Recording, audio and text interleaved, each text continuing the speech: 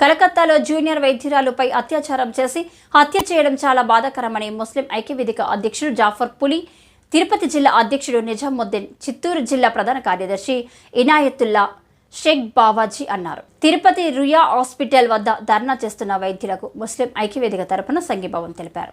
వైద్య సేవలో నిరంతరం తరించే వైద్యులకు భద్రత కల్పించే విధంగా ప్రభుత్వాలు చర్యలు తీసుకోవాలని, ఇలాంటి సంఘటనలు జరగకుండా కఠిన చట్టాలను చేపట్టాలని కోరారు.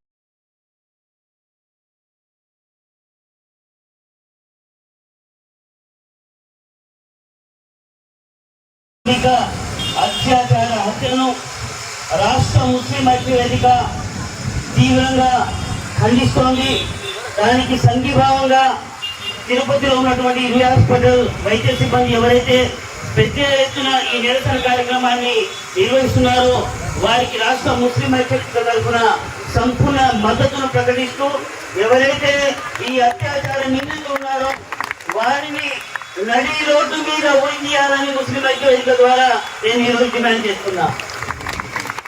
78 సంవత్సరాల స్వతంత్ర భారతావనిలో ఎక్కడ ఉంది మహిళలకు స్వేచ్ఛా స్వాతంత్రాలు? ఎక్కడ ఉంది మహిళలకు సమానత్వం? స్కూల్కు వెళితే, కాలేజీకి వెళితే, ఉద్యోగానికి వెళితే, బయట తిరిగితే ఎక్కడ చూసినా కూడా వేధింపులే. ఈ వేధింపులకు అడ్డుకట్ట వేయాల్సిన సమయం ఆసన్నమైంది. స్త్రీని దేవతగా పూజించే పవిత్రమైనటువంటి మన భారతదేశంలో ఏం జరుగుతోంది? మొన్న నిర్భయ, దాని తర్వాత ఆసిఫా, దాని తర్వాత హైదరాబాద్ లో ప్రియాంక రెడ్డి, దాని తర్వాత ఉత్తరప్రదేశ్ లో మనీషా, ఈ దేశానికి పథకాలు తెస్తున్నటువంటి మహిళలకు సైతం వేధింపులు. అదేవిధంగా అత్యాచార నిందితులకు ఒకవైపు సన్మానాలు. ఆడకి అర్ధరాత్రి స్వేచ్ఛగా తిరిగినప్పుడే ఈ దేశానికి నిజమైనటువంటి స్వాతంత్రం అని చెప్పినటువంటి కాపోటి గారి మాటలను ఈరోజు గుర్తు చేస్తున్నా.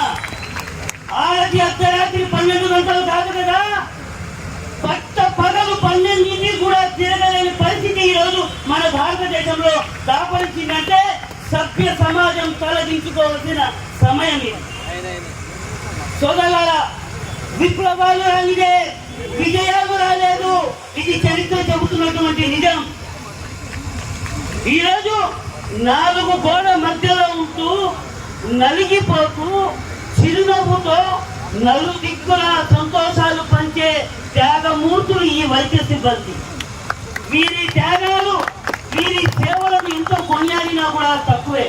అందుకే ఈరోజు నేను రాష్ట్ర ముస్లిం ఐక్యవేదిక తరఫున గౌరవ భారతదేశ మొట్టమొదటి మహిళ రాష్ట్రపతి అయినటువంటి గౌరవ ద్రౌపది ముర్ము గారికి, అదేవిధంగా అత్యున్నతమైనటువంటి ధర్మాసనమైనటువంటి సుప్రీంకోర్టుకి, అదేవిధంగా పశ్చిమ బెంగాల్లో కాళీ మాతకు ప్రతిరూపంగా పరిపాలన సాగిస్తున్నటువంటి మమతా బెనర్జీ దీది గారికి నేను ఈరోజు తిరుపతి ఈ వేదిక ద్వారా డిమాండ్ చేస్తున్నా.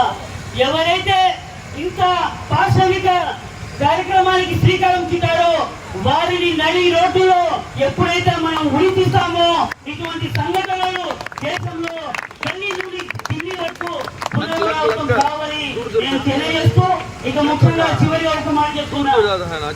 ఏదైతే తిరుపతిలో ఉన్నటువంటి రుయా హాస్పిటల్ సిబ్బందితో మాకు చాలా అనుబంధం.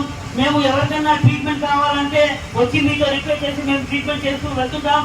అందుకే మీరు ఇంత పెద్ద ఎత్తున నిరసన తెలియజేస్తుంటే ఈరోజు తిరుపతి మహానగరంలో ఉన్నటువంటి ముస్లిం సామాజిక రంగ అతిరథ మహారథులందరూ కూడా, అది ఆధ్యాత్మిక గురువులు కావచ్చు, రాజకీయ ప్రముఖులు కావచ్చు, వివిధ ప్రజా సంఘాల నాయకులు కావచ్చు, ఇతర యువజన నాయకులు కావచ్చు, మహిళా నాయకులు కావచ్చు, నేను ఈ వేదిక ద్వారా ఒకే ఒక్క ఈ వైద్య సిబ్బందికి మాటిస్తున్నా.